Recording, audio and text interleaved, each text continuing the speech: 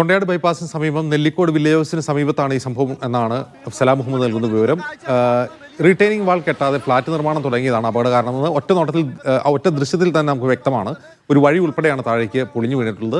കൗൺസിലറും മറ്റ് കൺവീനർമാരും ഉൾപ്പെടെ വന്ന് നിർമ്മാണം നിർത്തിവെക്കാൻ ആവശ്യപ്പെട്ടിട്ടും അവർ കൂട്ടാക്കിയില്ല എന്നാണ് സലാം മുഹമ്മദ് പറയുന്നത്. സലാം, ഈ കാര്യത്തിൽ ഏറ്റവും ആദ്യം പ്രതികരണം ലഭിക്കേണ്ടത് റവന്യൂ അധികൃതരുടേതാണ്.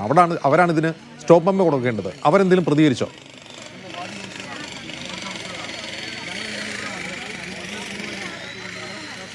ജെയിംസ്, ഇതുവരെ അവർ സ്ഥലത്തെത്തുകയോ അങ്ങനെ പ്രതികരണം നടത്തുകയോ ചെയ്തിട്ടില്ല. എന്നാൽ നേരത്തെ ഈ കൗൺസിലർ പറഞ്ഞത് പ്രകാരമാണെങ്കിൽ 2 ദിവസം മുമ്പ് തന്നെ ഇവിടെ എത്തി ഈ പണി നിർത്തിവെക്കണമെന്നുള്ള ഒരു ആവശ്യം റവന്യൂ ഉദ്യോഗസ്ഥർ പറഞ്ഞിട്ടുണ്ടായിരുന്നു. എന്നാലും പണി നിർത്താതെ വീണ്ടും തുടരുകയായിരുന്നു എന്നാണ് ഇവർ പറയുന്നത്. ഈ നമുക്ക് ദൃശ്യങ്ങൾ കാണാം, സമീപത്ത് വീടുകളുണ്ട്. അതായത് ഈ കുന്നിന് സമീപത്തായി വീടുകളുണ്ട്. ആ വീടുകളിലേക്ക് പോകുന്നതിനുള്ള വഴിയാണ് ഈ ദൃശ്യങ്ങൾ കാണുന്ന നമുക്ക് ഇടിഞ്ഞ് വീണ ഭാഗം എന്ന് പറയുന്നത്. ആ വീടുകളിലേക്കുള്ള വഴി പൂർണ്ണമായും ഇടിഞ്ഞ് വീണിട്ടുണ്ട്. സമീപത്ത് റീറ്റെയിൻ വാൾ കെട്ടിയാണ് ഈ കൺസ്ട്രക്ഷൻ ആരംഭിക്കേണ്ടത്. നമുക്ക് അറിയാം, വലിയ ഉയരത്തിലുള്ളൊരു കുന്നാണ്. ഏതാണ്ട് ഒരു 3 മീറ്ററിലധികം ഉയരത്തിലുള്ളൊരു കുന്നാണ്. അതുകൊണ്ട് തന്നെ റീറ്റെയിൻ വാൾ ഇല്ലാതെ ഈ കൺസ്ട്രക്ഷൻ പുരോഗമിക്കുകയാണെങ്കിൽ എന്തായാലും ഉറപ്പായും വീഴാനുള്ള സാധ്യത അങ്ങനെ തന്നെ നിലനിൽക്കുകയാണ്. കാരണം അത്ര ഉറപ്പില്ലാത്ത പാറകളാണ്. കൂടാതെ വലിയ ഈ ചെങ്കൽ കഷ്ണങ്ങൾ, അതായത് ചെങ്കൽ പാറ കഷ്ണങ്ങളാണ് ഇടിഞ്ഞു വീണിട്ടുള്ളത്. ഏതായാലും റീറ്റെയിൻ വാൾ കെട്ടാതെ ഈ പണി ആരംഭിച്ചതും അല്ലെങ്കിൽ പണി പുരോഗമിച്ചതും തന്നെയാണ് ഈ രീതിയിലുള്ള അപകടത്തിന് കാരണമെന്ന് ഒറ്റ നോട്ടത്തിൽ തന്നെ നമുക്ക് മനസ്സിലാക്കാം. കൂടാതെ ഈ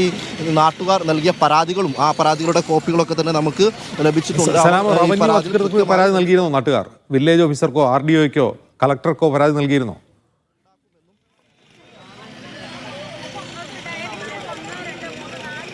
അജിംസ്, ആ പരാതിയുടെ ദൃശ്യങ്ങൾ, ആ പരാതിയുടെ കോപ്പി നമുക്ക് ലഭിച്ചിട്ടുണ്ട്. ആ പരാതിയിൽ കൃത്യമായി തന്നെ അവർ പറയുന്നുണ്ട്, ഇങ്ങനെയൊരു നിർമ്മാണ പ്രവർത്തനം തുടരുകയാണെങ്കിൽ ഒരു പക്ഷേ വലിയ ഒരു അപകടം ഉണ്ടാകാനുള്ള ഒരു സാധ്യതയുണ്ട്. കൂടാതെ സമീപത്തെ വീടുകളിലേക്കുള്ള വഴി പൂർണ്ണമായും അടയും, പൂർണ്ണമായും ആ വഴി തകർന്ന് ഇതിനുള്ള ഈ നിർമ്മാണം.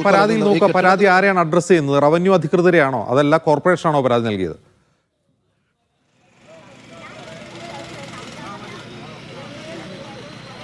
Ajims, village officer, Nellikode village ഓഫീസർക്കാണ് ഈ പരാതി നൽകിയിരിക്കുന്നത്. മണ്ണെടുത്ത് മാറ്റിയതിനാൽ പൊതുവഴിക്ക് ഭീഷണിയായത് ചൂണ്ടിക്കാണിച്ചുകൊണ്ടാണ് പരാതി നൽകിയിരിക്കുന്നതെങ്കിൽ കൂടി ആ പൊതുവഴി മാത്രമല്ല, ഈ കെട്ടിടത്തിന് പോലും ഈ അപകടം ഉണ്ടാകാൻ ഒരു സാധ്യതയുണ്ടെന്ന് തന്നെ ഈ പരാതിയിൽ ചൂണ്ടിക്കാണിക്കുകയും ചെയ്യുന്നുണ്ട്. ഈ വില്ലേജ് ഓഫീസർ, നെല്ലിക്കോട് വില്ലേജ് ഓഫീസർക്ക് പരാതി നൽകിയിട്ട് ആ വില്ലേജ് ഓഫീസർ പിന്നീട് കോഴിക്കോട് തഹസിൽദാർക്ക് ഈ പരാതി ഫോർവേഡ് ചെയ്യുകയും ചെയ്തിട്ടുണ്ട്. എന്നാൽ പോലും യാതൊരു നടപടിയും ഉണ്ടായിട്ടില്ല എന്നുള്ളത് പറയുന്നുണ്ട് നാട്ടുകാർ. കൂടാതെ മുഖ്യമന്ത്രിയുടെ ഈ പബ്ലിക് ഗ്രീവിയൻസ് സെല്ലിൽ ആ സൈറ്റിൽ കയറിയും ഈ പരാതി നൽകിയിട്ടുണ്ട് എന്ന് കൂടി നാട്ടുകാർ പറയുന്നുണ്ട്. എന്നിട്ട് പോലും യാതൊരു നടപടിയും, ഈ നിർമ്മാണ പ്രവർത്തനം തടയാനുള്ള ഒരു നടപടിയും സ്വീകരിച്ചില്ല എന്നുള്ളതാണ് നാട്ടുകാരുടെ ആക്ഷേപം. അങ്ങനെ ഈ നിർമ്മാണ പ്രവർത്തനവുമായി മുന്നോട്ട് പോയതാണ് ഈ രീതിയിലുള്ള വലിയ ഒരു അപകടത്തിലേക്ക് തന്നെ അവസാനം കാര്യങ്ങൾ എത്തിയത് എന്നുള്ളതാണ് നാട്ടുകാർ ചൂണ്ടിക്കാണിക്കുന്ന കാര്യം. ഈ പരാതിയിൽ കൃത്യമായി തന്നെ പറയുന്നുണ്ട്, 18/6/25 നൽകിയ അപേക്ഷയുമായി ബന്ധപ്പെട്ട് ഒരു നടപടിയും സ്വീകരിച്ചില്ല. അങ്ങനെ പിന്നീട് വീണ്ടും ഒരു പരാതി വില്ലേജ് ഓഫീസർക്ക് തന്നെ വീണ്ടും നൽകുന്നുണ്ട്. ഈ സമീപവാസികളായിട്ടുള്ള വിവിധ ആളുകളാണ് പരാതി നൽകിയിരിക്കുന്നത്.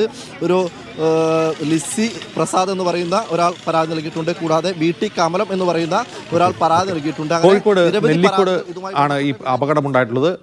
റവന്യൂ അധികൃതർ പരാതി നൽകിയിട്ടും ആ റീറ്റെയിനിങ് വാൾ കെട്ടുന്നതിന് മുമ്പ് തന്നെ നിർമ്മാണ പ്രവൃത്തി തുടങ്ങുകയായിരുന്നു. സലാം മുഹമ്മദാണ് വിവരങ്ങൾ.